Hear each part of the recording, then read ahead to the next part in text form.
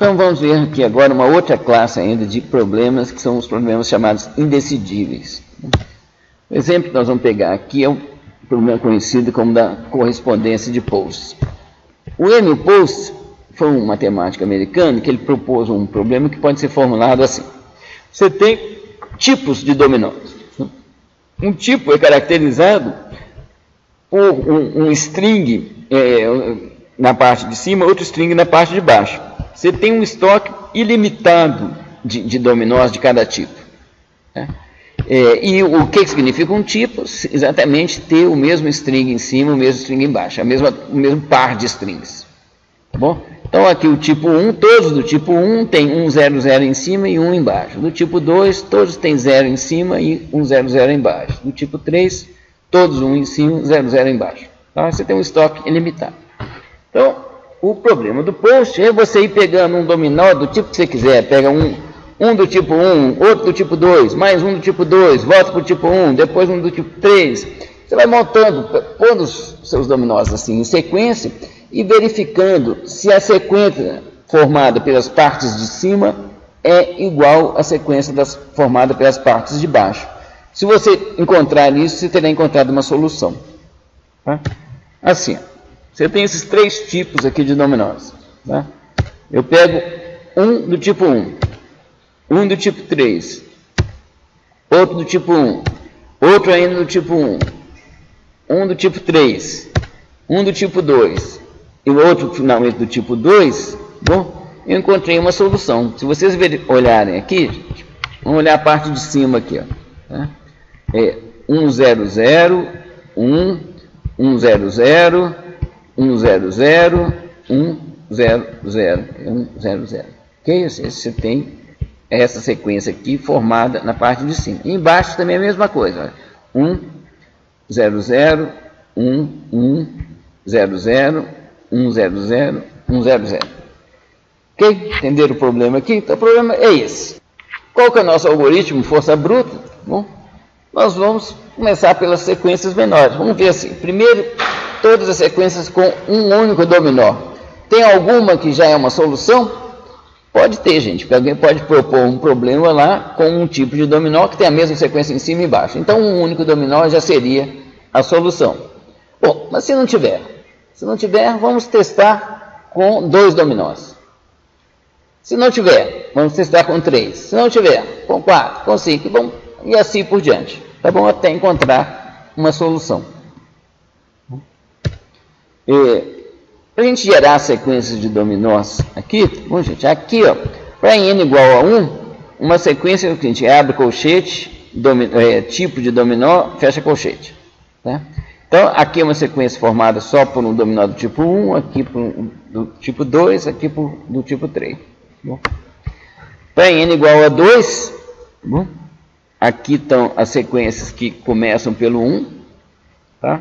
Depois que você pegou um do tipo 1, você pode pegar outro do tipo 1, ou então pode pegar outro do tipo 2, ou outro do tipo 3. Aí, já viu todas que tem como primeiro dominó um do tipo 1, vamos ver as que tem como primeiro dominó do tipo 2, e assim por diante. A geração dessas sequências aqui, gente, parece com contar. Tá bom? A gente conta 0, 1, 2, 3, 4, 5, chega em 9...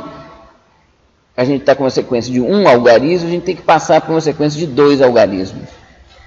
Bom, quando chega em 99, a gente tem que passar por uma sequência de 3 algarismos.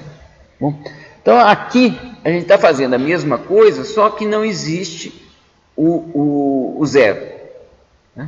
Então, olha aqui, vai 1, 2, 3, só tem 3 tipos, então não tem 4. Tá bom? Então o que eu tenho que fazer? Aumentar o tamanho da sequência. Aí eu vou 1, 2, 1, 3. Acabou a possibilidade para esse daqui, eu tenho que aumentar um do lado de cá. Bom, aí eu vou indo aqui 2, 1, 2, 2, 2, 3. Quando acabou aqui, eu tenho que achar o sucessor de 2. O sucessor de 2 é 3, tá bom? 3, 1, 3, 2, 3, 3, é igual a 99, tá bom, gente? Então, o que eu tenho que fazer? Eu tenho que colocar... passar esse aqui para 1 e achar o sucessor de 3. O sucessor de 3 também não dá, eu tenho que passar ele para 1, achar o sucessor de vazio que está do lado de cá, tá bom? Então o sucessor de vazio é 1, então o sucessor de 3, 3 é 1, 1, 1. Depois vai para 1, 2, ok, gente? Então, é assim, certo? O método nosso aqui, se o algarismo menos significativo for menor que t, onde t é o número de tipos, você soma 1. Senão você coloca 1 no algarismo menos significativo e propaga o vai 1. Bom, aumentando o número de algarismos, se for o caso. Tá? Então, o sucessor de 2 é 3, o sucessor de 3 é 1, 1. Bom, o sucessor de 2, 2 é 2, 3, o sucessor de 2, 3 é 3, 1. Tá bom? O sucessor de 3, 3 é 1, 1, 1. Ok? Então, é isso que está aqui nesse algoritmo aqui. Tá bom? Se a sequência for vazia, o sucessor é 1. Se não, eu olho o último algarismo da minha sequência. Se ela for menor que o número de tipos, eu simplesmente incremento 1 nesse número de tipos. Se não, eu coloco 1 como último lugar e à esquerda dele eu coloco o sucessor da sequência, excetuando o último algarismo. Aqui então está já o nosso algoritmo aqui, certo? Que usa essa função sucessor, tá bom? Aqui eu separo a parte de cima dos dominós, aqui a parte de baixo e faldo, tá certo? Aqui eu comparo a string de baixo com a string de cima com a string de baixo, tá bom? Se encontrar, eu escrevo a solução. Aqui ele acabou resolvendo aqui, gente. Vocês veem que demora, mas resolve. Deixa eu limpar essa tela aqui. Aquele problema com 9 cidades. Vou rodar aqui agora o post com esse primeiro problema aqui, bom, que é exatamente o nosso exemplo aqui. Vou rodar aqui com um outro problema. Aqui tem esse problema aqui também, pequenininho, tá bom? Deixa eu rodar com mais um aqui, só um pouco diferente aqui para... Tá aqui, tá bom? Agora deixa eu rodar aqui. Aqui só para mostrar um problema diferente aqui, que em vez de 1 e 0, as sequências são A e B. Agora eu vou tentar rodá-la aqui com este problema aqui. Veja vocês como é que crescem as coisas. Que eu mandei rodar esse problema que está aqui, tá? E eu vou mostrar para vocês porque eu tenho certeza que não vai terminar. Usando métodos muito mais sofisticados, a menor solução para esse problema acima aqui usa 206 dominós. Tá bom? A gente está gerando sequência da forma como a gente conta. Tá bom? Então, significa que você para contar de 1 até um número de 206 algarismos. É verdade que com base 4, uma base menor, entendeu? Mas 206 algarismos, gente, é enorme. Tá bom? Eu fiz as contas aqui, uma estimativa, com o meu notebook aqui, eu demoraria 10 elevado a 112 anos para achar a solução para isso daqui.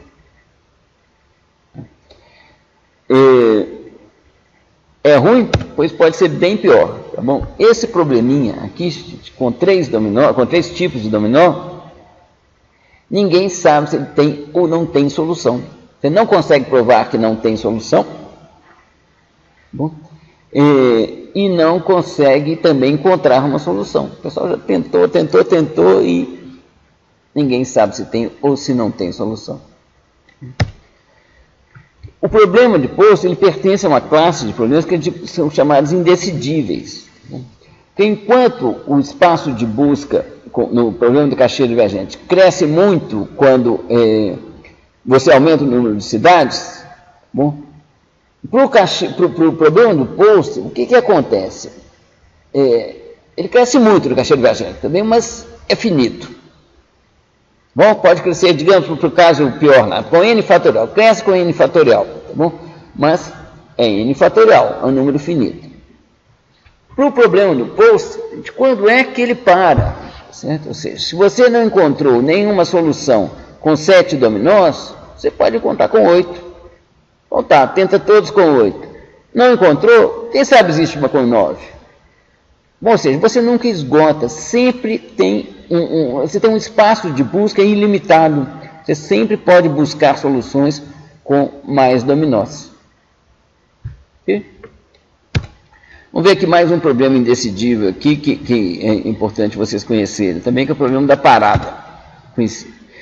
A ideia é a seguinte: seria possível programar uma função que lê um arquivo contendo outra função e diga assim, essa função entra em loop ou essa função não entra em loop. Seria assim, desse tipo, certo? Ela recebe uma função, um arquivo, tá bom? E a resposta dela é true ou false, tá bom? Se você chamar parada com essa função que está aqui, essa função loop, tá bom? Essa função está claramente em loop, tá certo? While true, end, então isso aqui está em loop, não tem dúvida. Tá bom? Então ela deve devolver true,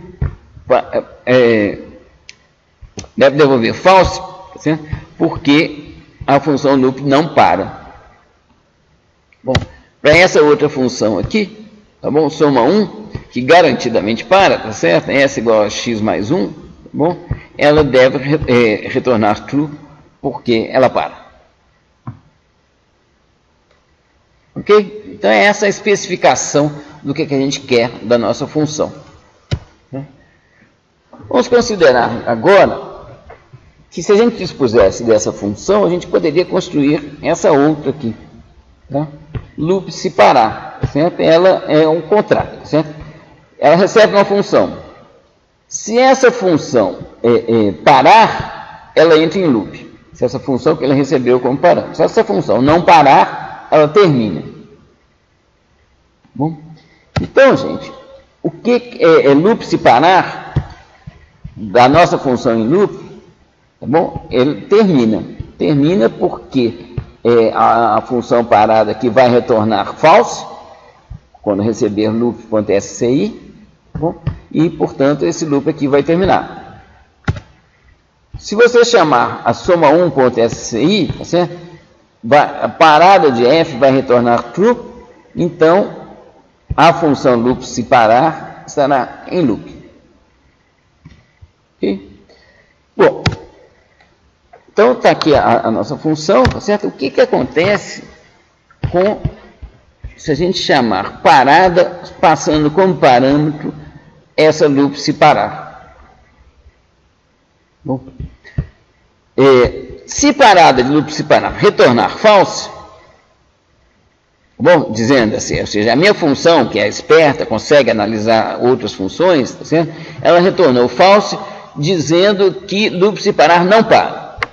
Como ela retornou false, esse loop vai parar. Agora, aí não, então tá bom, estava errado. E se loop se parada de loop se parar retornasse true? Ou seja, a minha função que descobre se a função para ou não, retornou true para loop se parar. Tá bom? Então, como ela retornou true, o que vai acontecer? Esse loop aqui não vai terminar. Bom, gente, então nós estamos aqui diante de um paradoxo que prova que nós não conseguimos construir tal função. Então, se a gente conseguisse, a gente estaria diante desse paradoxo aqui. Bom, concluindo aqui a nossa aula de hoje. Bom, propriedades de um problema podem impor limites na complexidade de qualquer algoritmo que o resolva. Tá bom? Um exemplo é a ordenação por comparações, que tem complexidade mínima O de n log de n, tá? Como nós demonstramos. Tá bom? Os problemas NP completos, a gente não tem resultados teóricos com esse limite, a gente não tem um resultado parecido com o n log de n. Na verdade, talvez até tenha, mas o fato é o seguinte: o que a gente quer é saber se a gente tem solução polinomial ou não. Bom, ou seja, se existe um limite para qualquer solução, tem que ser exponencial. Bom, é um problema em aberto. Tá bom? Ou seja, ninguém conseguiu nem encontrar um algoritmo, nem provar que não existe tal algoritmo, tá? Com tempo polinomial.